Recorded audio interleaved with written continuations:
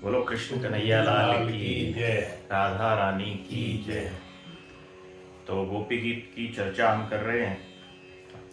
तो गोपी गीत को अगर हम ध्यान से देखें तो गोपियों का गीत तो है और भगवान श्री कृष्ण ने गोपियों पर कृपा भी की है, लेकिन अगर हम और तात्विक दृष्टि से देखें तो इस पूरे गोपी गीत में राधा रानी की महिमा को प्रकाशित किया है, श्यामा जी की महिमा को प्रकाशित किया है भगवान ने। कैसे कि जब भगवान का वेणुनाद हुआ है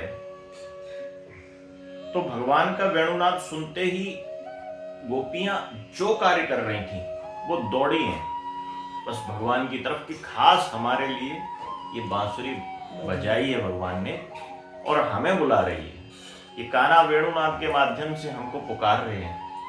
वो जो कार्य कर रही थी, जैसा कर रही थी, वो छोड़ के कोई श्रृंगार नहीं, कुछ नहीं, जैसा एक आंख में काजल लगाए तो वो दौड़ी हैं।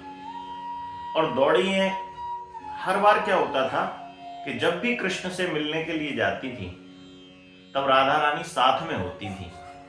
इस बार कान्हा की वेणु ने पुकार लगाई है तो राधा रानी साथ में नहीं है, वो सीधी सीधी कृष्ण के पास दौड़ी चली जा रही है। भगवान श्री कृष्ण कहते हैं कि स्वागतम ही महाभागो, कि आपका स्वागत है। लेकिन दूसरा प्रश्न करते हैं कि कैसे, क्यों आई? गोपियों ने कहा कि भाई आपने पुकारा और ये क्षण की हम बहुत प्रतीक्षा कर रहे थे कि आपने पुकारें और हम आए। तो लेकिन यहां पर राधा रानी साथ में नहीं है। तो राधा रानी क्या है कि गोपियों की आचार्या हैं। जैसे गुरु जीवन में होता है वैसे ही वो गुरु हैं। अगर कृष्ण से मिलाना है, कृष्ण से मिलना है तो सबसे पहले राधा रानी का आनुगत्य ग्रहण करना पड़ेगा, उनकी शरण ग्रहण करनी पड़ेगी। जैसे एक बालक है तो बालक अगर पिता के पास जाए, पिता बालक को देखता है कि ये गंदा है और सही से कपड़े नहीं पहने हैं, अभी कुछ कमी रह गई है, तो वो कहता है कि पहले साफ हो क्या। तो भगवान तो कंडीशन लगा देते हैं, किसी भी जीव के अपने पास आने में कंडीशन लगाते हैं कि निर्मल मन जन सो मोहि पावा, मोहि कपट छल छिद्र न भावा। मुझे साफ सफाई चाहिए, निर्मल मन चाहिए। उनकी साफ सफाई कैसी है? और हृदय में कोई कपट नहीं होना चाहिए, कोई नकारात्मक विचार नहीं होना चाहिए, फिर मैं ऐसे लोगों को ग्रहण करता हूं, स्वीकार करता हूं। लेकिन इतनी जल्दी जीव इन सब चीजों से निवृत्त नहीं हो पाता, तो फिर वो पिता के पास जाने से पहले बालक कहाँ जाएगा? माता के पास जाता है। माता थोड़ा श्रृंगार करती है, थोड़ा अच्छा सा बनाती हैं, थोड़ा काजल वाजल लगाती हैं बच्चे को, तब पिता के पास जाता है। तो पिता एकदम देखते करे बड़ा सुंदर सा लग रहा, तो अपनी गोद में उठा लेते हैं। तो श्री कृष्ण से मिलने के लिए राधा रानी का आनुगत्य ग्रहण करना पड़ता है। इसीलिए ब्रज के लोग राधा राधा करते हैं श्री कृष्ण से पहले, कि कृष्ण से मिलना है तो राधा रानी ही मिला सकती हैं। भगवान द्वारका में रहे, मथुरा में रहे, लेकिन जो रस वृंदावन में बरसा है उनकी लीलाओं में, वो रस न द्वारका में बरसा न मथुरा में बरसा, क्योंकि यहाँ पर रस बरसाने वाली राधा रानी साथ में है, वो बरसाने वाली साथ में है, किशोरी जी साथ में है। भगवान प्रश्न करते हैं कैसे आना हुआ, गोपियों से प्रश्न करते हैं कैसे आना हुआ। वो कहती हैं कि आपने पुकार लगाई है ना, इसलिए हम आए। और उसके बाद गोपियां प्रणय गीत गाती हैं 11 श्लोकों में। प्रणय गीत यानी भगवान को पति रूप में स्वीकार करने के लिए भगवान प्रसन्न होते हैं। फिर उसके बाद भगवान श्री कृष्ण गोपियों के साथ रास कर रहे हैं। प्रत्येक गोपी के साथ एक एक श्री कृष्ण है, और रास करते करते कभी गोपी कहती है कि अब वो स्थिति आ गई है कि जहां गोपी और कृष्ण के अतिरिक्त तो और कुछ है नहीं। तो गोपी कहती हैं कि भगवान मेरी ये सेवा कर दो, मेरे पे चरण दबा दो, तो भगवान चरण भी दबाने लगते हैं। मेरे बालों को गूंथ दो, तो वो भी बालों को भी संवारने लगते हैं।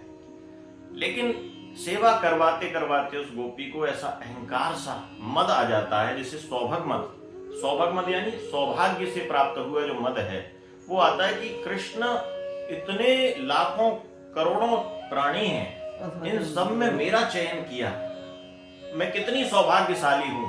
भगवान भी उनको कहते हैं कि स्वागतम हे महाभागो, तुम महाभाग्यशाली हो।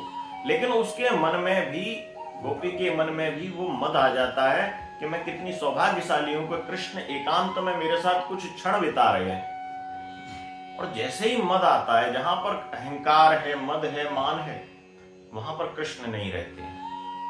तो इन सभी गोपियों के मन में जब भी मद आया तो श्री कृष्ण अंतर ध्यान हो गए। और किसको लेकर? राधा रानी को लेकर अंतर ध्यान हो गए। राधा रानी को अपने कंधे पर बिठाकर ले जा रहे हैं, स्कंदे आरोहिताम, स्कंद पर बिठाकर ले जा रहे हैं। और उन गोपियों को वो दृश्यमान नहीं हो रहे, यानी दिख नहीं रहे हैं। तब गोपियां पुकार लगाती हैं, लेकिन राधा रानी जानती हैं, राधा रानी करुणामयी है, तो वो जानती हैं कि इन गोपियों को कृष्ण की आवश्यकता है। लेकिन कृष्ण ने मुझे केवल स्वीकार कर लिया है, तो मैं केवल इनको भी श्री कृष्ण को प्राप्त कराना चाहती हूँ। तो वो जब जा रहे होते हैं तो वो भगवान श्री कृष्ण पूछते हैं कि कहाँ जाना है, कहाँ चलें? तो राधा रानी कहते हैं कि नयमाम यत्र ते मना, जहां पर आपका मन है वहां ले चलो।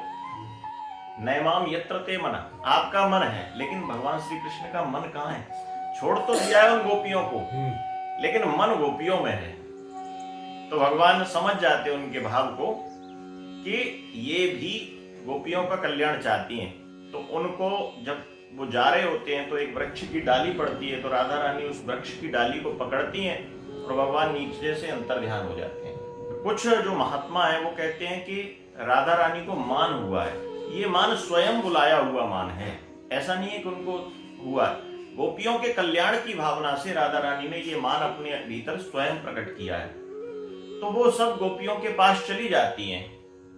अब वहां पर किशोरी जी और गोपियां जब की वार्तालाप होती है कि कृष्ण कहाँ खो गए, तो किशोरी जी ही उनको मार्गदर्शन देती हैं कि उनकी पुकार करो, उनको पुकारो। तो वो जो पुकार है वो गोपी गीत के रूप में है। जयति ते धिकम जन्मना ब्रज श्रयत इंदिरा शश्वदत्र ही दैत दृश्यताम दिक्षुतावका स्तवय धृता सब त्वाम विचिंपते। 19 श्लोकों में वो पुकार लगाई है कि किस प्रकार से आपने ब्रज की, हमारे ब्रज की रक्षा की है। जब जब ब्रज पर कोई संकट आया है, किस प्रकार हमारे प्राणों की रक्षा की है, किस प्रकार से इस ब्रज की, जब से यहाँ पर आए हो तो स्वयं साक्षात लक्ष्मी वैकुंठ से यहाँ पर विराजमान हुई है और ब्रज की शोभा में 4 चांद लग गए हैं। तो इस प्रकार से राधा रानी का अनुगत्य ग्रहण किए बिना, उनकी शरण ग्रहण किए बिना कृष्ण प्राप्त नहीं होते। इस लीला के माध्यम से भगवान श्री कृष्ण और इस पूरी रास पंचाध्यायी में ये बात स्पष्ट होती है। तो श्री कृष्ण गोपियों को छोड़कर अंतर ध्यान तो हो गए, तो लेकिन गोपियों को पुनः प्राप्त राधा रानी की कृपा से हुए। इसीलिए आज वृंदावन के भीतर भी राधा रानी को, राधे राधे बोलने वाले को ज्यादा भाव मिलता है। वो श्री कृष्ण डायरेक्ट बात नहीं करते, अपने पिता की डायरेक्टली बात नहीं करते, वो माता की बात करते हैं। और माता कहती है तो श्री कृष्ण यानी पिता, परम पिता श्री कृष्ण उसको स्वीकार कर लेते हैं। एक बार जोर से बोलें, वृंदावन बिहारी लाल की जय, राधा रानी की जय।